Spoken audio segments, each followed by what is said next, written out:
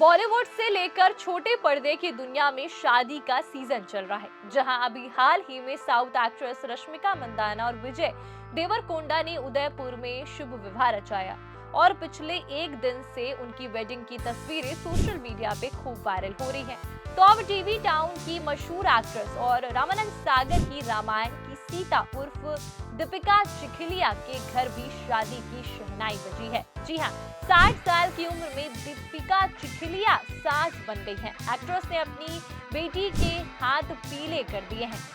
दरअसल दीपिका चिखलिया की बेटी जूही का शुभ विवाह हो गया है। खुद दीपिका ने अपनी लाडली की शादी की झलक फैंस को दिखलाई। दीपिका चिखलिया ने बेटी की शादी की तस्वीरों के कलेक्शन वाला एक वीडियो अपने इंस्टाग्राम हैंडल पर शेयर किया, जो अब खूब चर्चा बटोरा है। जूही की वरमाला से लेकर मंडप तक की तस्वीरें दीपिका ने शेयर की। वीडियो शेयर कर उन्होंने बेटी और दामाद को नए सफर के लिए बधाई दी। इस क्लिप में सबसे पहले उनकी दुल्हन बनी बेटी नजर आ रही है, जिन्होंने अपने बिग डे पर गोल्डन कलर का लहंगा पहना है, जो बेहद खूबसूरत लग रहा है। उन्होंने शादी के लिए भर भर कर हाथों में मेहंदी लगवाई है। हालांकि उन्होंने अपना लुक एकदम मिनिमल ब्राइडल रखा था, जिसमें वो बेहद ग्रेसफुल दिख रही थी। इसके बाद उनकी बेटी और दामाद की वरमाला की रस्में होती हुई दिखाई दी। इस स्पेशल मोमेंट पर दुल्हा दुल्हन एक दूसरे को गले भी लगाया,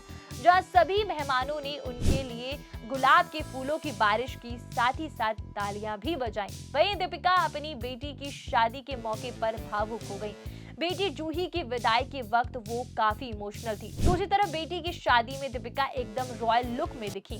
सिल्क साड़ी के साथ वेलवेट रेड दुपट्टा कैरी कर एक्ट्रेस ने अपना लुक शाही अंदाज पूरा किया। झुमके, चोकर और ज्वेलरी ने दीपिका के लुक को और भी ज्यादा निखार दिया। बता दें कि दीपिका चिखलिया ने अपनी बेटी की शादी को काफी इंटीमेट रखा। शादी होने से पहले किसी को इस रिश्ते की भनक तक नहीं लगी। हालांकि अब फैंस ने जूही को उनकी नई जिंदगी के लिए बधाई देनी शुरू कर दी है। दीपिका चिखलिया के दामाद का नाम दिविज अग्रवाल है।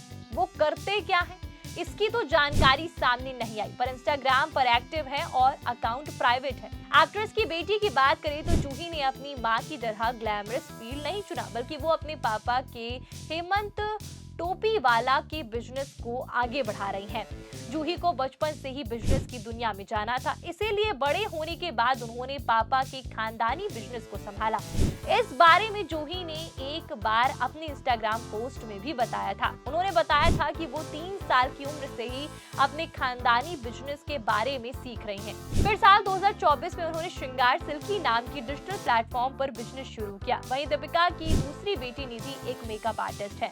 बात दीपिका की करें तो उन्हें टीवी की सीता के नाम से घर घर में जाना जाता है। 29 अप्रैल 1965 को जन्मी दीपिका की स्कूली पढ़ाई लिखाई सब मुंबई से हुई। दीपिका को स्कूल के दिनों से ही एक्टिंग का शौक था। वे स्कूल में नाटकों में भाग लेती और उनके पिता का भी सपना था कि वो फिल्मों में जाए। ऐसे में शुरुआत में उन्होंने गुजराती थिएटर किया और 16 साल की उम्र में वो फील्ड में आ गई।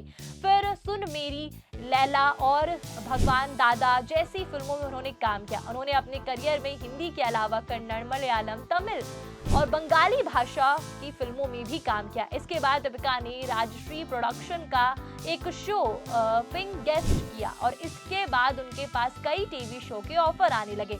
तो एक्ट्रेस ने रामायण से पहले 1985 में विक्रम और बेताल टीवी सीरियल में भी काम किया। इसके प्रोड्यूसर डायरेक्टर भी रामानंद सागर ही थे। इस शो में अरुण गोविल और सुनील लहरी और दारा सिंह काम कर रहे थे। विक्रम और बेताल के कई एपिसोड में सुनील लहरी और दीपिका ने पति पत्नी का रोल भी निभाया था। तो रामानंद सागर ने जब रामायण बनाने का फैसला किया तो अरुण गोविल को राम के रोल के लिए और सुनील लहरी को लक्ष्मण और दीपिका को सीता के रोल के लिए फाइनल किया गया। ये आइकॉनिक शो 1987 में टेलीकास्ट हुआ और तीनों चेहरे घर घर में पॉपुलर हो गए।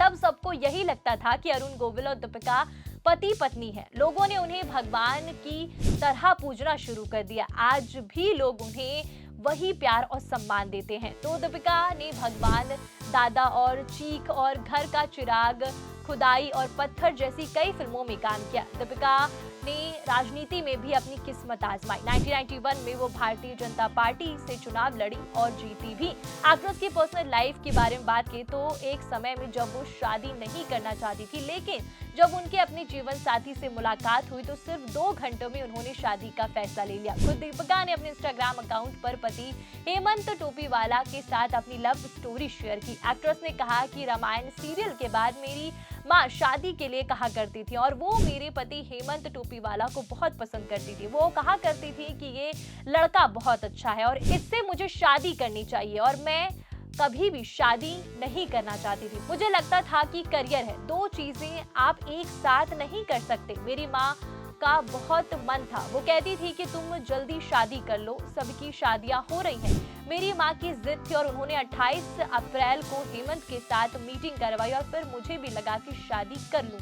एक्टिंग तो हो ही नहीं रही थी। 29 अप्रैल को मेरी बर्थडे पर रोका सेरेमनी हुई और उन दिनों में लोकसभा का चुनाव लड़ रही थी और मैं चुनाव जीत गई और 6 महीने बाद मेरी शादी हो गई। बता दें कि इन दोनों की शादी साल 1991 में हुई। दीपिका हनीमून के लिए स्विट्जरलैंड गई थी और लेकिन वहां जाने से पहले एक खास शर्त पूरी करनी पड़ी थी। दीपिका ने अपने हनीमून का दिलचस्प किस्सा शेयर किया था और बताया था कि शादी के बाद हनीमून के लिए हम स्विट्जरलैंड जाने वाले थे, लेकिन उन दिनों संसद का सत्र चल रहा था। ऐसे में पहले दिल्ली पहुंची और संसद में हाजिरी लगाई और फिर स्विट्जरलैंड चली गई। मैंने राजनीति में संन्यास ले लिया और घर पर रहकर परिवार को समय दिया। गौरतलब है कि दीपिका के पति हेमंत टोपीवाला बिजनेसमैन है और उनका परिवार साल 1961 में श्रृंगार नाम से कॉस्मेटिक ब्यूटी प्रोडक्ट बनाता और बेचता है। श्रृंगार काजल भी हेमंत की कंपनी बनाती है। दीपिका ने DCT नाम से अपना प्रोडक्शन हाउस भी खोला है और उनका प्रोडक्शन हाउस गुजराती सीरियल बनाता है। बहरहाल दीपिका अभी भी इंडस्ट्री में काम कर रही है और 60 की उम्र में भी वो एक्टिव है। वो OTT में कुछ वर्टिकल शोज में नजर आती हैं। इन दिनों वो आंटी प्लीज स्पीक इंग्लिश और डेंजरस कमबैक में नजर आ रही हैं। डेंजरस कमबैक कुकू टीवी पर आता है और aunty please speak in English ये वायरल OTV पर आता है। तो ये पूरी स्टोरी आपको कैसी लगी कमेंट करके जरूर बताइएगा। ये पूरी स्टोरी थी अदिति त्यागी की। ऐसी बॉलीवुड की अपडेट और किस्से और कहानी के लिए बने रहे सिंह राठौर के साथ। वीडियो को लाइक करें, ज्यादा से ज्यादा शेयर करें और चैनल को सब्सक्राइब करना ना भूलें। धन्यवाद।